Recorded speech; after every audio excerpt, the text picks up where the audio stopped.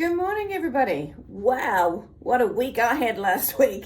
Okay, so it was a public holiday on the Monday, right? But Minister Costello and Minister Brown announced a ministerial advisory group, which will be a team of experts to tell government, these are the things that need to be done to actually stabilise, sustain and grow aged care here in New Zealand so that we can respond appropriately to what is our aging population.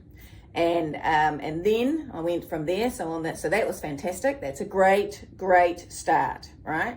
It's action, it's something. Rather than just another review, it is not another review, it is now seeking really concrete actions that the government can consider. So it's a plus, people.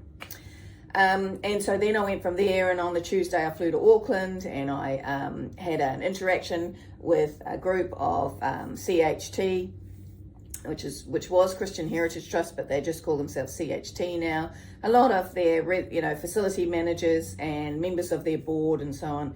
Again, just giving them a briefing on sort of what I'm doing, what the strategy is, how these things all connect together. Because I do nothing randomly. I've been a planner all of my life, right? And one of the things I learned accidentally as when I became a politician is that I can see that sort of higher level, that strategic steps from step 1 through to step 10 to get me from here to there.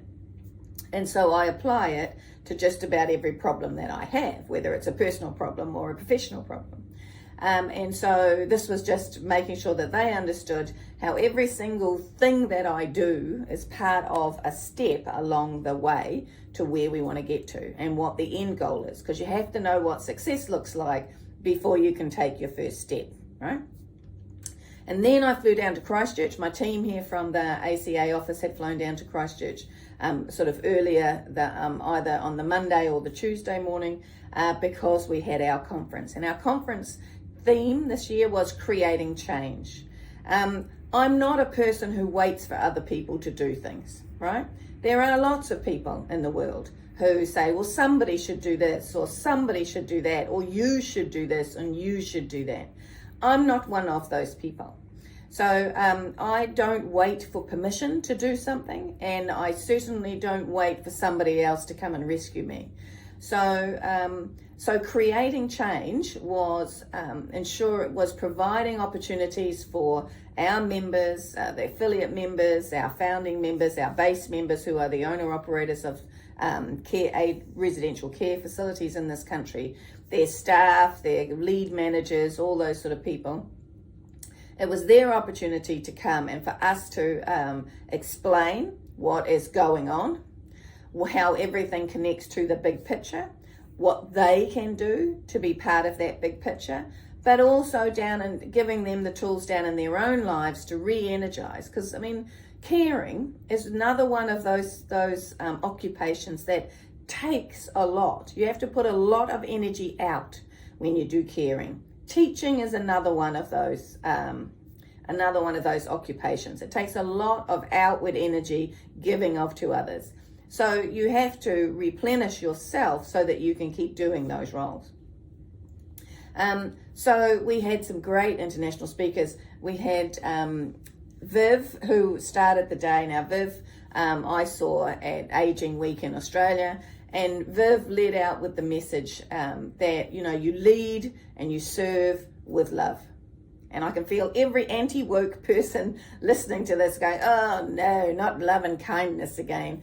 I would suggest that people who have a problem with words like, living and being kind to other people or leading and serving with love, they might need to have a look at themselves rather than decide that there's something nutty or nuanced or new age about those who actually deliver care with compassion, with love, and with kindness. So think about it. If it set off something in you, if when I said that word you suddenly went, oh, then have a think why. Because I'd like to know why people object so strongly to kindness.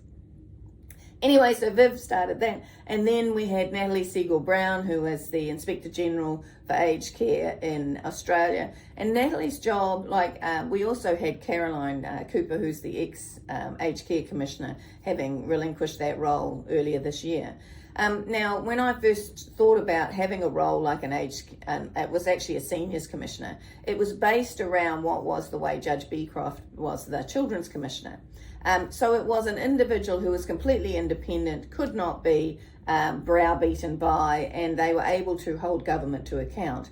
That's what Natalie Siegel-Brown's job is in Australia. And it was interesting hearing her perspective about the Aged Care Act that came into force on the 1st of November in Australia, and how well or not well the government is in actually delivering what it promised it would when it passed that legislation.